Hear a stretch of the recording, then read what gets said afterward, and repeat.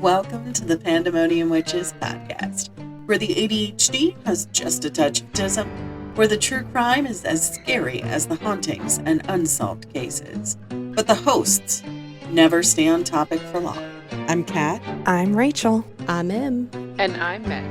Keep your arms, legs, and other extremities in the vehicle at all times, and enjoy the show.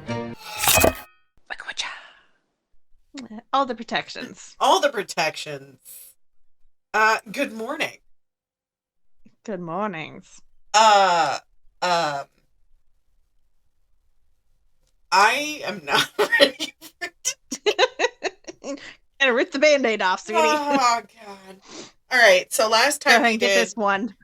Just want it done and over with. I want it done and over with. I want the story done and over with.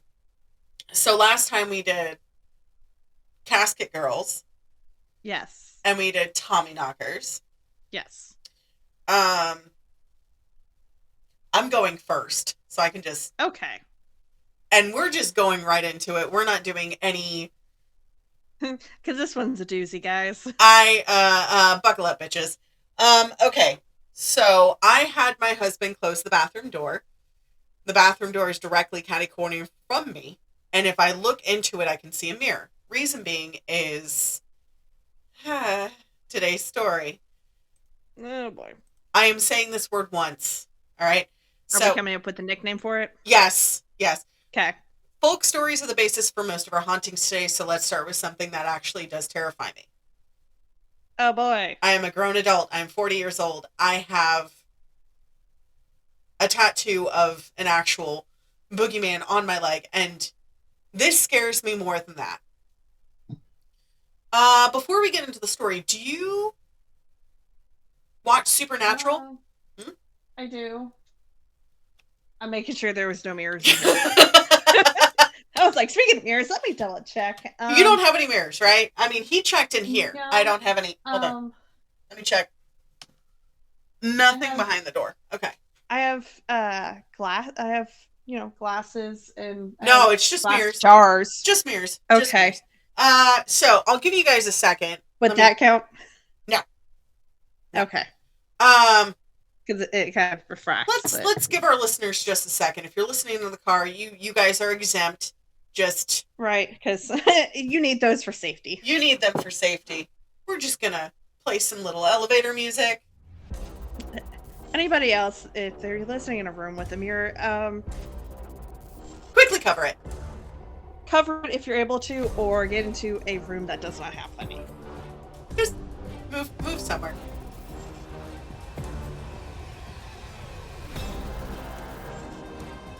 So, you've seen Supernatural. Yes.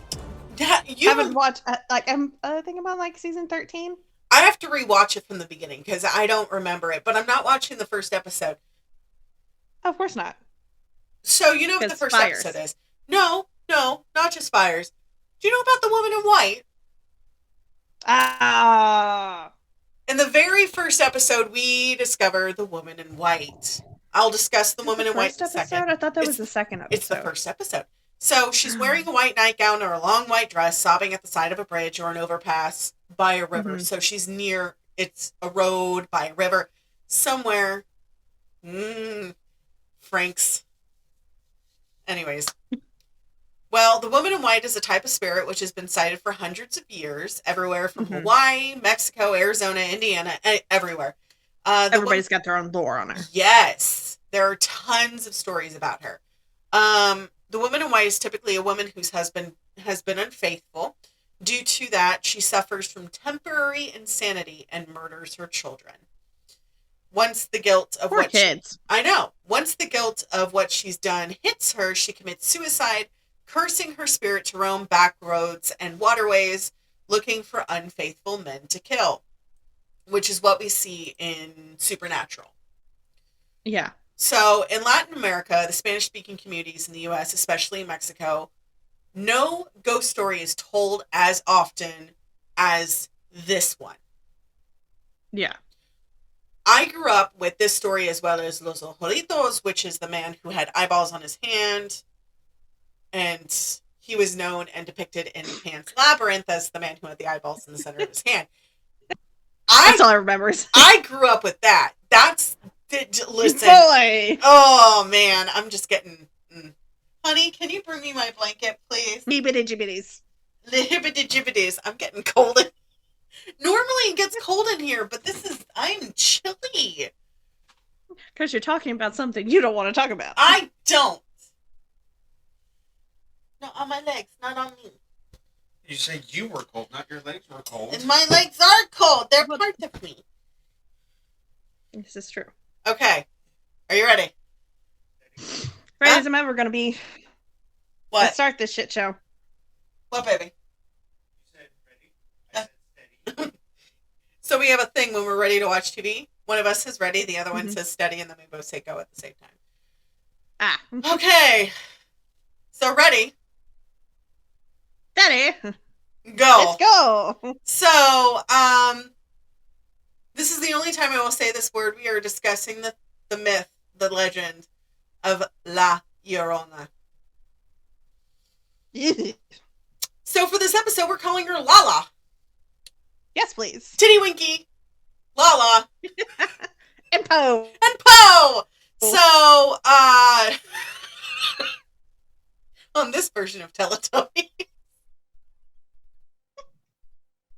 So, I am fucking with this shit. Quick little side note. Somebody went to Edgar Allan Poe speakeasy, and she enjoyed the drinks except for the last one. She said it was too acidic. It gave her heartburn. Yeah. I mean, she sent me the menu on Snapchat. Yeah, it looked yummy. It looked delicious from what I was reading of the descriptions, but we're gonna go through this as quickly as humanly possible because I love you, but no. Yes. This is one of the stories that nobody else is going to cover because I need to get it out of my system because I know for a fact whoever else decided to cover this is going to say the name the whole episode. We don't do that. We don't. Fuck no. So. That's asking for trouble. The word literally means weeping woman. So it's not surprising that the main characteristics of said specter is stories that she weeps. Yeah. Other than that. Because horror, trauma. Right. Other than that, the weeping woman is also known as the wailer in certain folklores.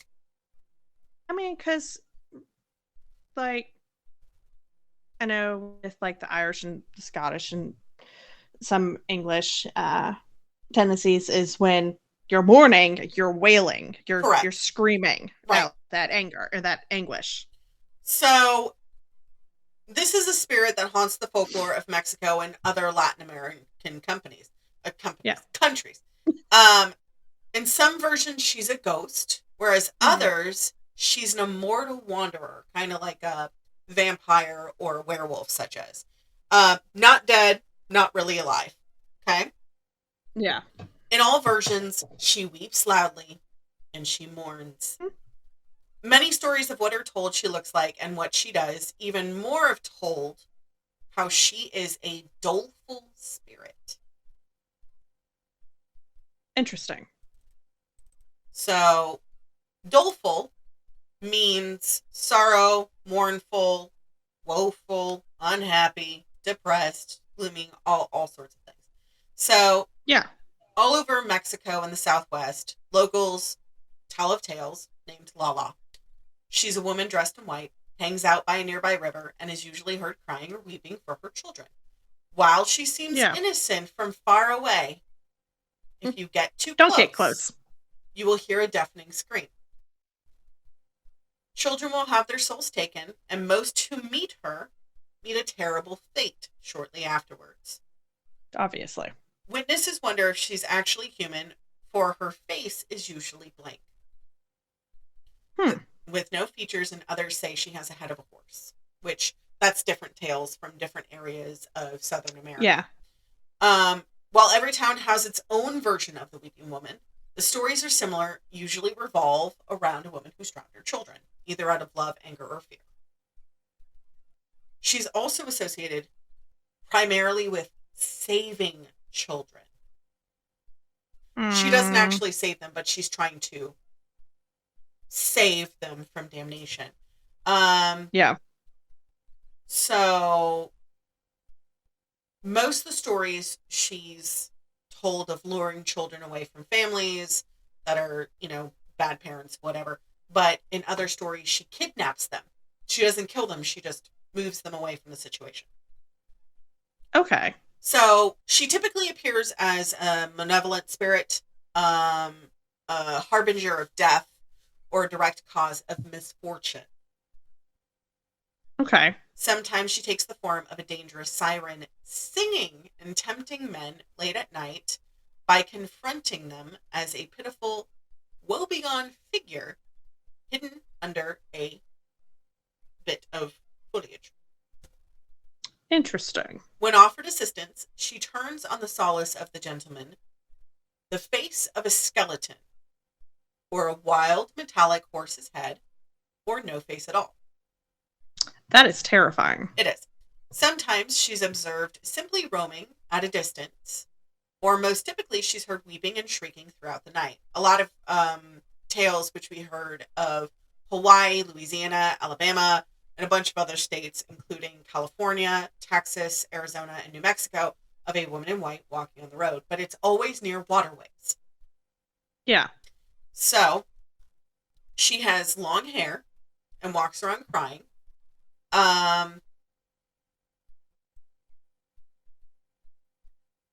From one article, it says, I heard counselors at the juvie near Tijuana that she had 2 kids that she drowned because they were bad. She drowned them in Tijuana.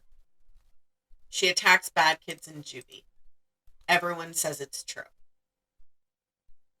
Wow.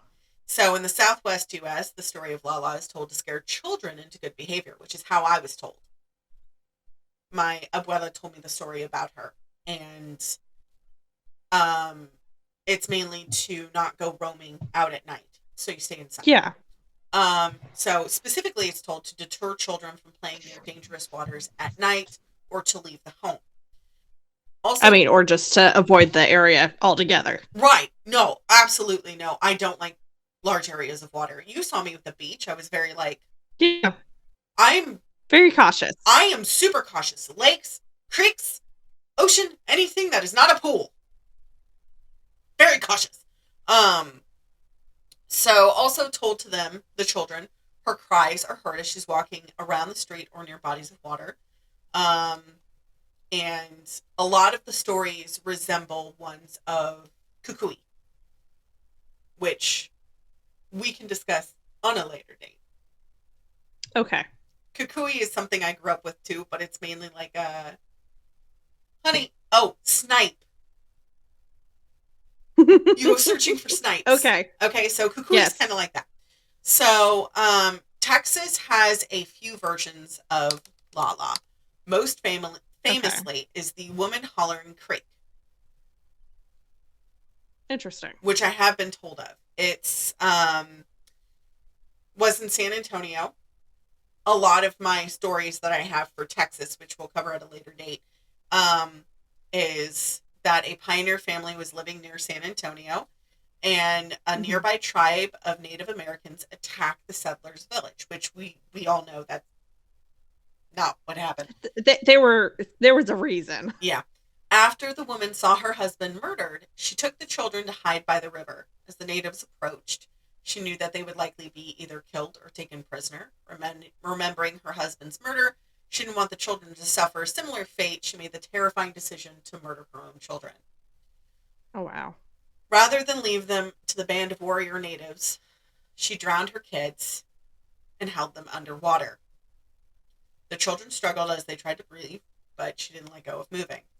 When the natives arrived, they found the woman broken and disturbed, standing over the body of her beloved children. She looked at the warriors in their eyes and let out a blood-curdling scream, scaring them away. Though she survived, she was nothing without her family, and she roamed the creek, sobbing and begging for her children until her death. Even in the afterlife, she wanders the creek. So, there is a creek. We drove past.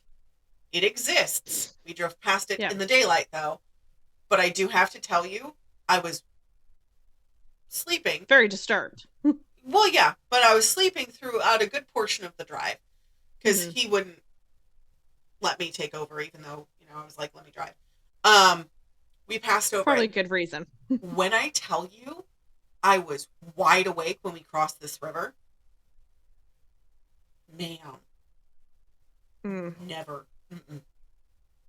So, never doing that again. Right.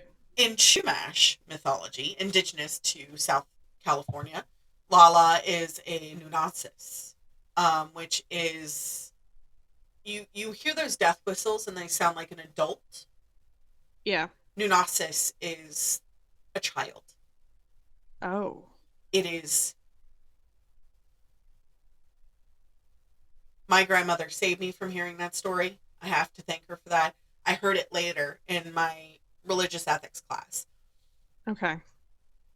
It is blood curdling. Like, it made my entire body just degrees colder. But in Eastern Europe, I'm sorry if I'm mispronouncing this to our favorite explorer, Dora, Rusalaka is a water spirit in Slavic mythology. They come to be after a woman drowns due to suicide or murder. Okay. Especially if they've had an unwanted pregnancy. Yeah. So they have to stay in that world for a period of time. In the Greek legend of Jason and Medea, believe it or not, there is a Greek legend called Jason and Medea. It features a motif of a woman who murders her children as an act of revenge against her husband who has left her for another woman. Again, cheating and betrayal.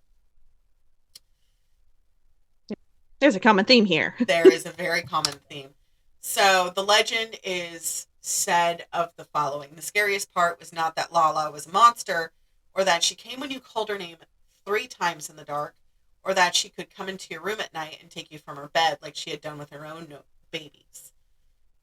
It is said that once she has been a person, a woman, or a mother, and then the next instant she becomes a monster.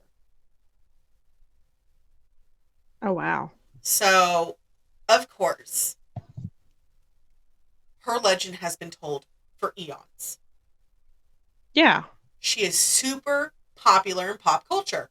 She has a set of movies about her. The River, The Revenge, The Wailer, and The Curse, all with her name. There is a 2017 Pixar film named Coco, which I love. It explains ofrendas very well. Yes.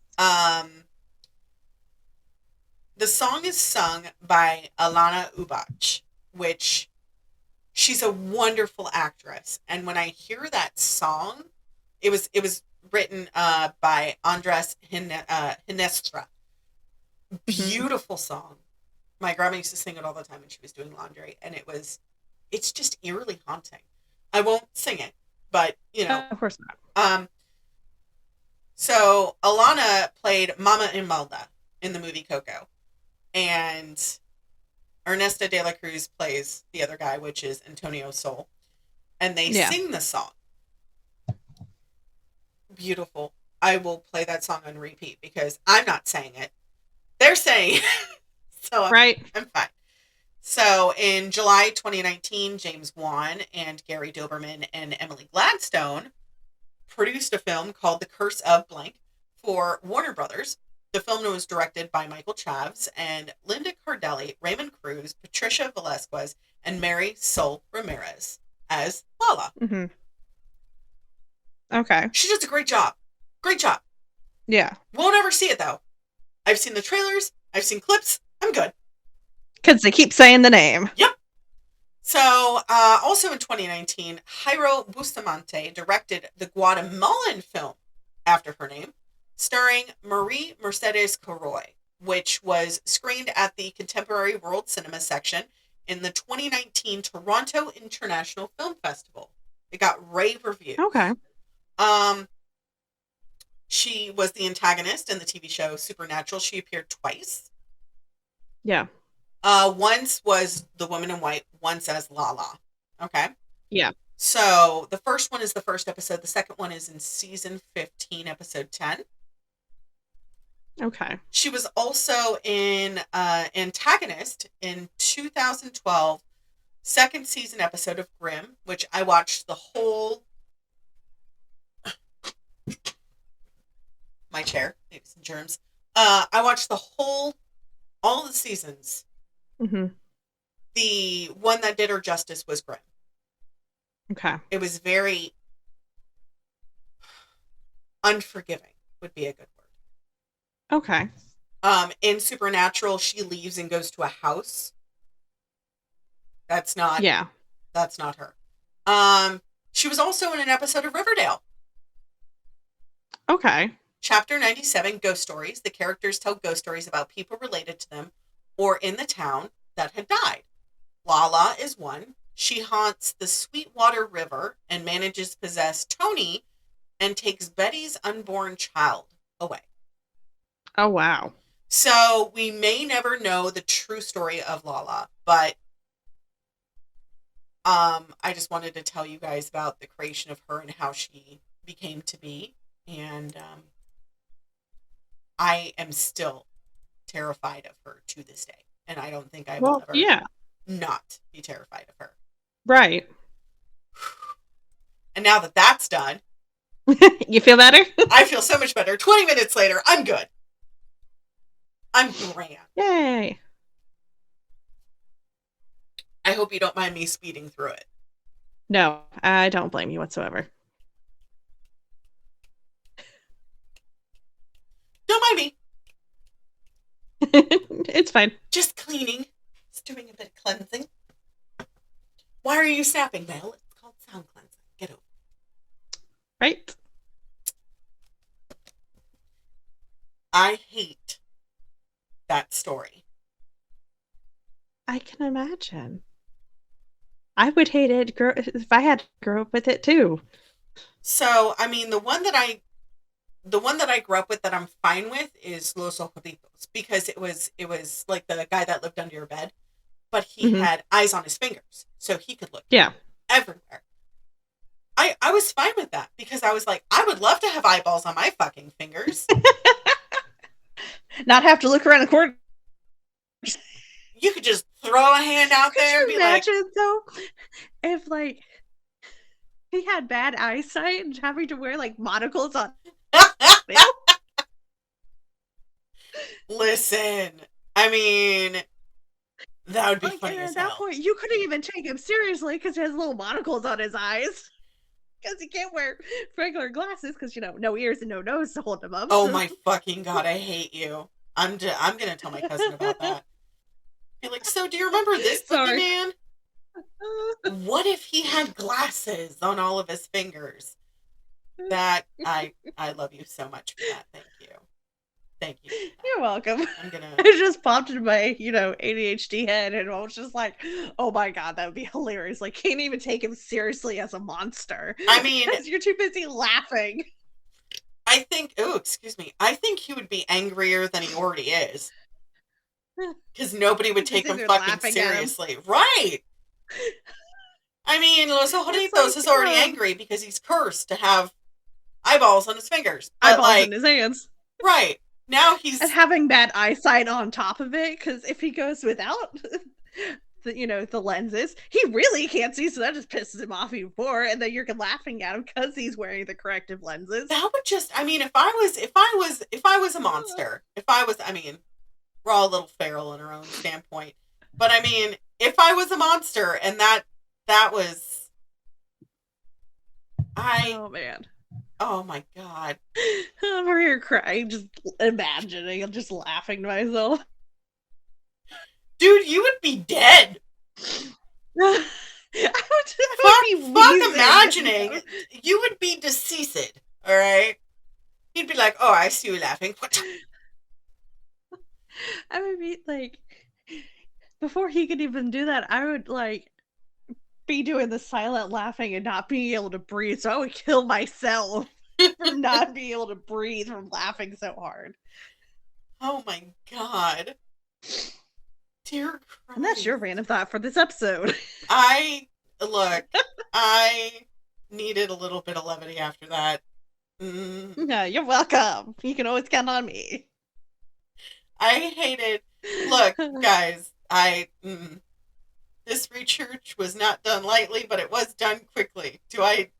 Yes. Do I say that I hated it, all right? So I hate it enough for all of us. How about that? Yes. Yes. Do you have something? Uh, well, Finding? I do have two that we could do, but Oh, I'll do this. Let's see, that one's 5 pages, and that one's 7. So we'll do the 5-page one because 5-page it's one. shorter. All right. Did somebody request it or? Yes. Oh, Autumn requested it. Autumn. It's one of I think one of 2 or 3 that she requested. Okay, I know she requested a few. I think she requested like 4. Yes. Okay. So we're going to talk about the Kelpies. Ooh. Okay. Speaking of, hauntings near waters.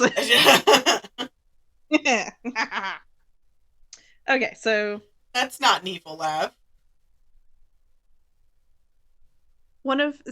I listened to a podcast to get, some of the folklore stories from. Okay. It's called Folklore Scotland. They're absolutely fantastic. Go give them a listen, guys. They're pretty cool. Okay. Folklore Scotland. Got it. Yes. So the Kelpies, they are a shape-shifting or shape-changing aquatic spirit Okay. legend. Its name is possibly derived from the Scottish Gaelic words or colpatch, meaning heifer or colt, because they take the animal shape of a cow. So most of it is as like a horse shape. Okay. We'll kind of get into that. Okay. They are said to be haunt rivers, lakesides, in streams, usually in the shape of a horse. All right. Almost every sized water in Scotland has an associated Kelpie story, but the most extensive report is that of Loch Ness. Oh. Yes. She not only has a Kelpie, but she also has Nessie. Nessie. So the Kelpie has counterparts across the world, such as Germanic Nixie, the Wihwin of Central America, and the Australian Bunyip. Okay. The origins of narratives about the creatures are unclear, but the practical purpose of keeping children away from dangerous stretches of water and warning young women to be wary of handsome strangers has been noted in secondary literature. What we just talked about warning children. I know. Okay, so this episode is aptly typed go in the water. Dangerous waters. Dangerous. So, Kelpie is usually described as a powerful but beautiful horse. Some descriptions say that it could be white or gray. So, like, there's mixed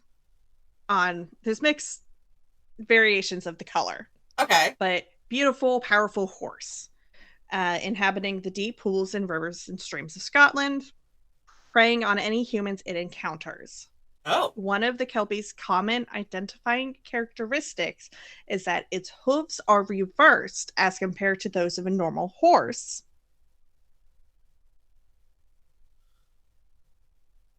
Okay. My brain is not computing that because I'm looking at the centaur, so instead of like this, it's back. That's weird. Backwards. Okay. A trait that is also shared by the Nykur of Iceland. An Daneshire variation portrays the Kelpie as a horse with a mane of serpents. Resonant equine spirit of the river Spey, S-P-E-Y, was white and could entice victims onto its back by singing. Oh, okay. Yeah, So kind of like a siren-esque quality. yeah. Okay. The first recorded use of the term to describe a mythological creature, then spelled Aelpie, Kelpie, appears in the manuscript of an ode by William Collins, composed sometime before 1759 and Mhm. reproduced in the Transactions of the Royal Society of Edinburgh of 1788. I Okay. was like, oh, that's nifty. I'm going to include that. Right. That is okay. That's pretty Yeah. cool. So the Kelpie may appear as a tame pony or horse beside a river. It is particularly attractive to children, but they should take on its back. Its sticky magical hide will not allow them to dismount. Once trapped in this way, the Kelpie will drag the child into the river, him throwing his innards back to the shore. Okay. Yeah. That's that's disgusting. Thanks. Oh, yeah. So these water horses can also appear in human form because what else could be scarier? What else is scarier? Right. Some stories say that they materialize as a beautiful young woman hoping to lure a young man to their death, or they might take on a form of a hairy human lurking by the river, ready to jump out at unsuspecting travelers and crush them to death in a vice like grip. I'm sorry. Right? Okay. Kelpies can also use their magical powers to summon up a flood in order to sweep a traveler away to a watery grave. Wow. That's all sorts of fucked. Right? Okay. So, another version is that when they take on the outward appearance of a human figure, Hmm. they may betray themselves by the presence of water weeds in their hair. So, Okay. like Kelp. kelp, kind of. Yeah. Other accounts describe the Kelpie when appearing in human form as a rough, shaggy man who leaps behind a solitary rider, gripping and crushing him, or as tearing apart and devouring humans. What? Okay. The sound of a Kelpie's tail entering the water is said to resemble that of thunder. If you are passing by a river and hear an unearthly wailing or howling, take care. It could be a Kelpie warning of an approaching storm. That's not ominous at all. Nope. I'm Yeah. good. So traditionally, Kelpies in their human form are male. One of the few stories describing the creature in female form is set at Conan House in Ross and Cromarty. Okay. It tells of a tall woman dressed in green with a withered, meagre countenance, ever distorted by a malignant scowl, who overpowered and drowned a man and a boy after she jumped out of a stream. Whoa. Yeah. Okay. So I have a folk tale from Bara Okay. that tells of a lonely Kelpie that transformed itself into a handsome young man to woo a pretty young girl it was determined to take for its wife. But the Okay. girl recognized the young man as a Kelpie and removed his silver necklace, which was his bridle, while he Oh. sleeps, because all of these horses have a bridle on when it Right. comes as a horse form. The Kelpie immediately reverts to its equine form, and the girl takes it home to her father's farm, where it is put to work for 1 year. At the end of that time, the girl rides the Kelpie to consult a wise man who tells her to return the silver necklace. The wise man then asks the Kelpie, once again transformed into the handsome young man, Hmm. there it was given the choice which would it choose, be a Kelpie or a mortal. The Kelpie in turn asks the girl, man, would she agree to be his wife? She confirms that she would, and after which the Kelpie chooses to become a mortal man, and the pair were married. Oh. That's that's kind of nice. Yeah, little happy Little story. happiness. Little happy story. Speaking of the Speaking of the what? bridal, Okay. like how the girl removed Kelpie's Mm-hmm. silver chain, uh, its bridle is its one weak spot. Oh, Anybody who can get a hold of a Kelpie's bridle will have command over it and any other Kelpie. A oh, captive Kelpie is said to have the strength of at least 10 horses and the stamina of many more and is highly prized, which is why when she took the horse to her father's farm and put it to work. right. A fable attached to the notoriously nasty creature has the Highlander James McGregor taking it by surprise and cutting off its bridle, which was the source of its power and life, without which it would die within 24 hours. Huh. Supposedly. Okay. As the Kelpie had the power of speech, it attempted to unsuccessfully bargain with him for the return of its bridle. After following James to his home, the Kelpie asserted that James would be unable to enter his house while in possession of the bridle because of the presence of a cross above the entrance door.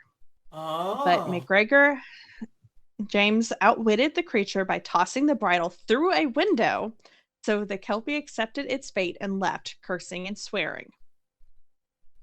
The myth As is one does. perpetuated with further tales of the bridle as it was passed down through the family. Referred to as a Willax's ball and bridle, it had magical powers of healing. A spell was made by placing the items in water while chanting in the name of the Father and the Son and the Holy Ghost. The water could then be used as a cure. Which I feel like part of that is just, placebo effect. Yeah. I don't. um, Mm, yeah.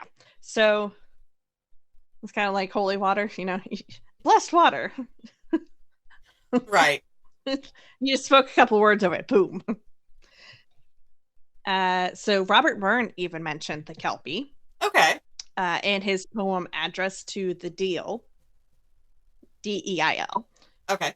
Uh, when those dissolve the snary hoard and float the jingly icy board, then water kelpies haunt the ford by your direction, and nighted travelers are allured to their destruction.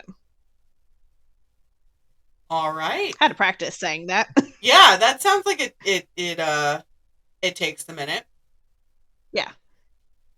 So then there's the common Scottish folktale that of the Kelpie and the 10 children.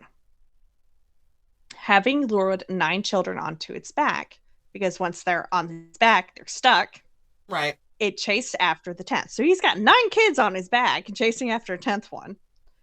The child stroked its nose and its finger became stuck fast. He manages to cut off his finger and escape, but the 9 other children were dragged into the water, never to be seen again. Oh God. Yeah. That's So, right. according to Derek Garth Whitley in 1911, the association with horses may have its roots in horse sacrifices performed in ancient Scandinavia. Stories of malevolent water spirits served the practical purpose of keeping children away from perilous water and of warning adolescent women to be wary of attractive young strangers. The stories were also used to enforce moral standards, implied that the creatures took retribution for bad behavior. The intervention of demons and spirits was possibly a way to rationalize the drowning of children and adults who had accidentally followed into deep, fast-flowing, or turbulent bodies of water. Damn. Yeah. So there is a story. I pulled this from Folklore Scotland. Still told around, fires, though its origin is lost in time, of the Kelpie that lived in Loch Garvey. It is The Kelpie is renowned for its ferocity and unforgiving nature, and all who live around the loch knew to be wary of any lost horses, for should they mount it, they would be stuck fast to the steed and drowned by the beast. One day, a fair maiden was walking to the village along the shores of the loch and caught sight of a glorious stallion, the likes of which she had never seen before. She was awestruck by its beauty, and in forgetting the advice given to her by the legends passed down by her forefathers, she approached the creature. Of course she did. Of course. She thought to herself that it is likely the owner of the great beast could be found in the same town she was headed to. And so she jumped on the back of the beast, and before she had a chance to dig in her heels, the stallion dove headfirst into the loch with the fair maiden stuck to him. As the horse descended into the loch, he transformed before the eyes of the maiden into a hideous creature with numerous tentacles and eyes like burning coals. Yeah, sounds like an octopus, right? Yeah. Oddly, the maiden was not scared, not in the slightest. In fact, she was the furthest she could be from scared, for she was in love. Okay. All right, sure. All right, sis. For some strange reason, this girl who had been a greatly sought after for her beauty in the village had fallen in love with the water beast. What was even more remarkable was that the beast looked back at the maiden and did not see his next meal. He too fell in love. So the Kelpie then used his magic to allow the maiden to breathe underwater, and they both lived happily in his underwater lair for a while. Right. As time went on, the fair maiden was now the Kelpie's wife. She became unhappy. Oh! You would think in isolation or only fish and the odd traveler for food was the reason, but she complained about was the cold. And as winter drew in, the more she complained. Well, yeah, because cold water, the water was already chilly. Now it's freezing. Right. Eventually, her wife's complaints, the Kelpie went out to track down a solution for her problem. Transforming into his horse form, he galloped into a nearby setting where he knew a master stonemason lived. Mm-hmm. He waited in patience until early morning when he began whinnying outside of the house. Finally, the stonemason arose and went to investigate what the commotion was about. As he set foot outside his door, he set his eyes upon the most glorious stallion he'd ever seen. Being an upstanding citizen, he thought the horse may belong to someone from the nearby town, and so he should ride it into the village to try and find its owner. Guys, don't get on random horses and strange horses. That's how you die! Right? This is like the worst and obviously, beginning to a horror movie ever. The stonemason was not so upstanding that he did not secretly hope that the owner would not be found and that he could keep this marvelous horse. Like you do. And so, with this thought in mind, he mounted the creature, his desire to possess it clouding his mind from stories of the Kelpies, and he became stuck. There you go! See? I don't... And the Kelpie then dives headfirst into the loch. As the horse dove, the stonemason pleaded with the Kelpie to spare him. He had a family to care for, after all, and he was too young to die. And he would do anything to be saved. The stonemason felt he was about to die, his lungs bursting as he sought to free himself from the Kelpie's grasp. He struggled, but eventually, as his body felt it was on fire, he took a breath, expecting his lungs to fill with water, and yet nothing happened. He breathed and felt fine. The Kelpie, turning to him, said, "I accept your offer." The stonemason, still in disbelief, because he'd be able to breathe underwater, turned to the Kelpie and went, "What offer?" "The offer to do anything to spare your life," said the Kelpie. The stonemason, dreading what the Kelpie may want, cautiously offered up, "What would you have me do?" "Nothing much. I require a fireplace and a chimney so that my wife may be warmed beneath these waters." The stonemason was very dumbstruck, was taken aback by what he thought to be an impossible suggestion, and replied, "I cannot create fire underwater. It isn't possible." The Kelpie, without seeming the least bit fazed by the disbelief, of course, replied, I have not asked you to create fire. I've just asked for a place to house the fire. And the rest you can leave up to me. Right. Okay. Because I'm not asking you to create the fire, because I've already given you the ability to breathe underwater. Like, the fire is least of your concerns. Right. And thus, a bargain was made, and the stonemason created a fireplace unlike anything created before or since. Carefully sculpted arches, pillars, flowing, and nautical embellishments covering the immense fireplace. Once finished, the stonemason hearkened it as a piece of his career, and despite his reserved nature, the Kelpie was forced to agree. Upon lighting the fire, the Kelpie's wife was so that she vowed there was nothing more she could want in life than that she had now. The Kelpie, thoroughly relieved by this proclamation, not only spared the stonemason's life, but promised to provide him with as much fish as he and his family could eat in lives. And to this day, there is a part of Loch Garve that never freezes over, that the Kelpie still sits down there with his wife next to the greatest piece of stonemasonry work that the world has never seen. And this story is called The Kelpie's Chimney. Okay. I think, hear me out, because there's bogs still. Oh, yeah. In certain areas. Bogs don't freeze over. No. I think that area is sort of like a bog. But it's like towards like the middle of, it's like not near, it's like the part where it's frozen is not near any land. Oh. It's like the deepest part of the loch. Well. Right? Because I was just like, oh, well, maybe it's because, it's just, no.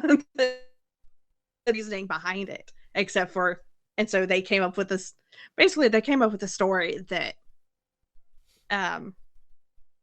just kind of explained it away, kind of. That's. Yeah, so there's like a bunch of like stories and lores about Kelpies. And because it is part of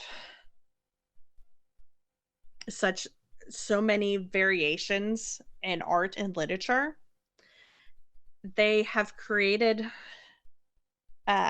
2 steel sculptures in Falkirk that were completed in October 2013.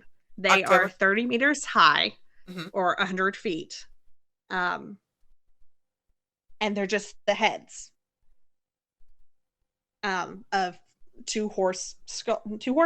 The models were of Clydesdales. Oh. They use Clydesdales as, the bases, So when I was researching this, everything I was pulling up was about the statues. Oh. And I was just like, I don't want the statues, I want the lore. But like they're pretty, they light up blue at night, they're really pretty. But yeah, that's the Kelpies. Be careful going around water and don't right. So like here we have random horses. Here we have the Americas, which is like, don't go near the water, otherwise your soul's gonna get captured by a weeping woman. Or, don't go to Ireland, Scotland, and England, because if you go near water there, a horse is gonna come up and eat you. Well, no, the horse is already there, like just like randomly standing next to the water, and don't go touch it, guys. Or you will be dragged to your death and ate, and your innards will be cast along the shoreline. There are so many things. Be careful around water, guys. Right. Because if the water itself won't kill you. Right. The cryptids will. The cryptids will. I mean, there's also a cryptid in Appalachian, which I still have to finish the research on that, which is kind of like a version of the Kelpie, but oh yeah, well, I mean, because before the Revolution, a good portion of the Appalachian Mountains got settled by Scottish immigrants, right? Because they were after the failed second attempt of Bonnie Prince Charlie trying to get the throne, there was basically a massacre happened, and the clans were made to disband, and they could no longer wear their tartans or have, the family homes. And so a lot of them immigrated Right. to the Americas, where they would be able to have Freely a lot of have things. there. And yeah. A lot of things that happen in Outlander, the show, is actually fairly accurate. Stuff that happens. Obviously not time traveling. the time traveling, but a lot of the historical things that happen in them. So like the wars and everything actually happened. But yeah, like the writer actually did a lot of historical research when writing them, and she's still writing them. It is an ongoing saga. I like Outlander, but I had to stop after I think it was the first season, because the first book, I read it, and that was before I had any trauma. And then when I watched the show, I completely forgot about it. If you have any like essay or anything like that, don't watch the show. There's a lot of it, because it was the Highlands. Yeah. I mean... raping and pillaging was a thing. Yep. And then, the English soldiers did not help that any. No. I enjoyed the books. I'm still down for a while, but I'm probably going to pick them back up and start reading them, because I prefer they've done the show, but there's so much more in the book, and with the books you can easily just kind of skip over parts, right, that give you trauma. Whereas with the show, it's a little bit harder. It's a little bit harder. You don't really know unless you've read the books, right? From what I recall, the show is pretty spot on with the books. Oh yeah, they've done a great job following the books, but they still had to modify some of it for television, but it's still very traumatic. Right. I mean, a good chunk of the costumery, which I did Renaissance fairs, but it was like the historical, like how they actually cooked foods and everything like that. Yes. So we tried to be as historically accurate as humanly possible, and I think it's funny. They are fairly accurate with the costuming, and I love it. I love it when historical shows are spot on with the costuming that accurate time period. I love it. It made me so happy, because I was just sitting there watching the show like, this is accurate and this is accurate. And one of the guys that sorry, got a text message. I don't know. Anyways, that's fine. I have no idea who it is, so I'm just gonna report it as spam. But it's Highlander was a great movie and a great book, but it didn't delve into anything historical accuracy wise. But Outlander did, and they discussed Selkies and Kelpies and a good other chunk of them. And I mean, I really liked how they went with the stories, Oh yeah, me too. But I hate it today. Thanks. It's okay. I did too. I mean, it could always have been worse. You could have done my story, and I could have done yours. That's very true. Yeah. Stay feral, guys. Stay away from fucking water. Don't touch random ass horses, guys. Don't. They do bite. Right. And biting is the least of your worries, because they might drag you to your death. Who knows? Who knows? On that note, stay feral, stay wild, and we'll see you guys next time. Okay, bye. Goodbye. Next time on the Pandemonium Witches. Oh, I did the voice again. I'm telling you, it's an emo band name. It It's is. a bunch of kids in mom's garage. They have named themselves the Skinny Boys, and they are banging on a trash can, Doug Funny style. We're getting far off topic today. It is out of Native American mythology, from Navajo, also from French Canadian folklore and Cajun folklore. So it's a type of harmful witch who has the ability to turn into, possess, or disguise themselves as an animal. So once they have transformed into these beings, after a few times they are unable to transform back.